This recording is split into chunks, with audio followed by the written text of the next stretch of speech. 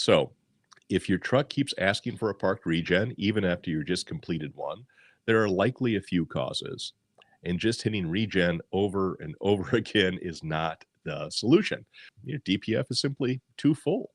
When the filter is completely packed with soot or ash, a normal regen won't cut it. At that point, forcing regens repeatedly using a scanner or app won't fix the problem. Second, bad data can cause this. Let's say, for instance, you said my DPF was just cleaned, or I recently replaced it, so it should be fine, but the truck still thinks it's plugged up. You might be dealing with a failed pressure differential sensor, also called a delta P sensor. But the truck is getting bad data saying that the DPF is cleaned due to the pressure differential not being recorded properly. And guess what? It's going to say, I need a regen when it really doesn't. Are probably not needed.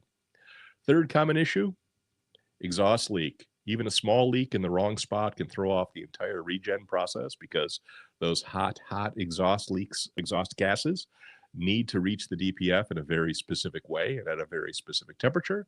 And if some of that heat sneaks out through a cracked flex pipe, a bad clamp, or a warped flange somewhere before reaching the filter, the DPF never gets hot enough to burn off soot. So the regen might look like it's completed, but it didn't actually do anything or didn't do enough. So parked regens that keep repeating are a symptom, not a fix.